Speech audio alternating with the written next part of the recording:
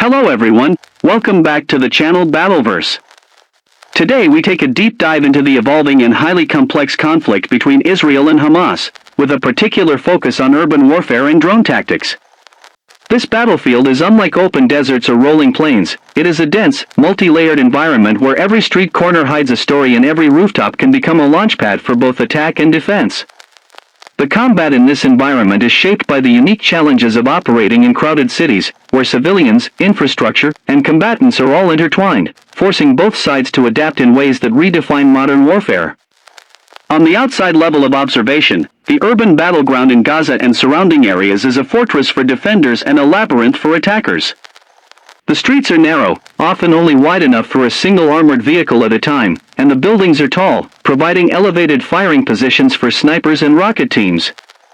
Israel brings forward armored assets like the Merkava 4 tank and the Namor armored personnel carrier, both designed to survive direct hits from anti-tank missiles and roadside bombs. These heavy vehicles are supported by combat engineers who can clear debris, neutralize improvised explosive devices, and breach heavily fortified positions. Hamas leverages this dense terrain by transforming it into a network of defensive strongholds. Rooftops are converted into observation posts, apartments into firing positions, and entire city blocks are interconnected with tunnels beneath the surface. Above ground, movement is slow and deliberate for Israeli forces. Below ground, Hamas fighters can travel unseen, appearing unexpectedly behind advancing units or disappearing without a trace after a strike. The role of drones has grown to a defining factor in this conflict. Israel employs them as both eyes and weapons in the sky. Reconnaissance drones hover silently above the urban maze, streaming live footage to command centers where decisions are made in seconds. Larger armed drones can strike a specific window in a building without demolishing the entire structure, allowing for precision that would have been impossible with traditional artillery. Hamas has also embraced drones, but in a different way. They have developed small, inexpensive quadcopters that can drop grenades or explosives directly onto targets from above, bypassing traditional defenses. These drones are harder to detect, easier to replace, and serve both as weapons and psychological tools, making soldiers constantly aware of threats not just from the streets but from the sky. Inside the operations, the difference in approaches becomes clear. Israel's interior tactics are built on constant communication and integration.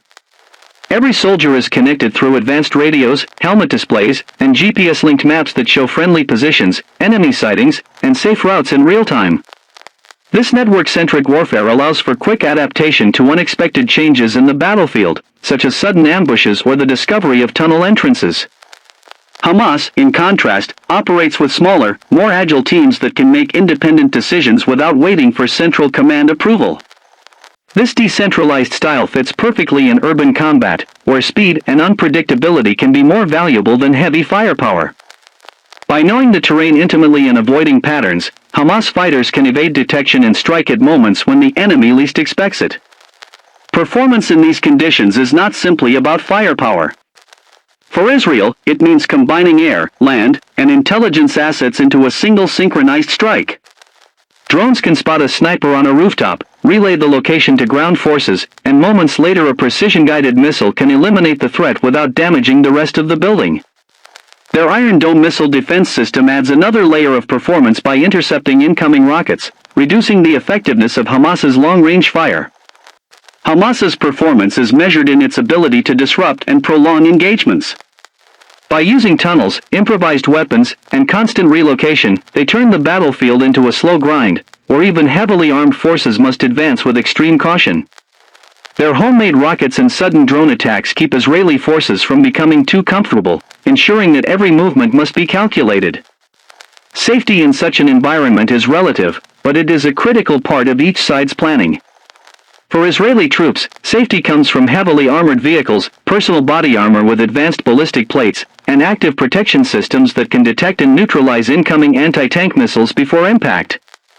Specialized breaching equipment allows soldiers to enter buildings without using main entrances, reducing exposure to traps.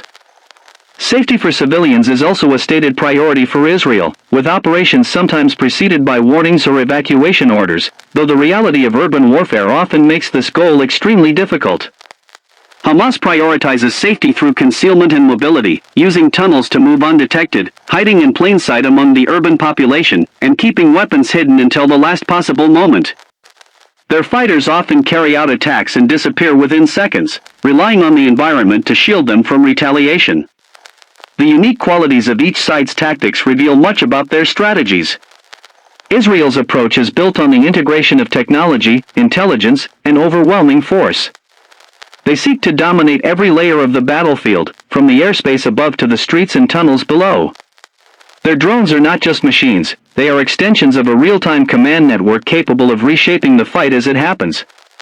Hamas's unique strength lies in its ability to wage asymmetric warfare. They turn every weakness into an opportunity, using low-cost solutions like improvised drones and simple explosives to counter systems worth millions. Their adaptability means they can survive even against a superior force, using time and persistence as weapons. The cost of this conflict is staggering, both financially and in human terms. Israel's technological advantage comes at a high price. Operating advanced drones, maintaining missile defense systems, and deploying heavy armored vehicles consume vast resources, with each piece of equipment costing millions of dollars. Every hour of combat involves the consumption of fuel, ammunition, and the coordination of multiple military branches. Hamas fights at a fraction of this cost, relying on locally sourced materials, smuggling, and improvised manufacturing to keep its operations going. However, the price they pay is measured not just in fighters lost, but in the destruction of infrastructure, civilian casualties, and the long-term impact on the communities they operate within.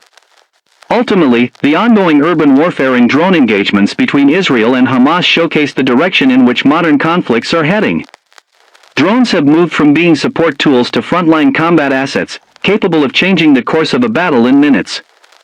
Urban environments are proving to be the great equalizer, forcing even the most advanced militaries to slow down and fight on the defenders' terms. For Israel, the challenge is to maintain precision and control in a battlefield designed to strip those advantages away.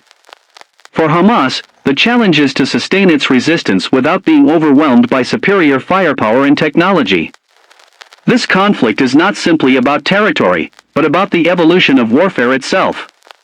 It demonstrates how adaptability, innovation, and an understanding of the environment can shape outcomes as much as raw power. It also highlights the human cost of fighting in cities, where every gain on the battlefield comes with consequences felt far beyond the front lines. The future of urban warfare may be defined by how well each side learns from these encounters, and how technology, from drones to real-time intelligence systems, continues to reshape the fight. In this battle between precision and persistence, the outcome will depend not only on who can strike harder, but on who can adapt faster.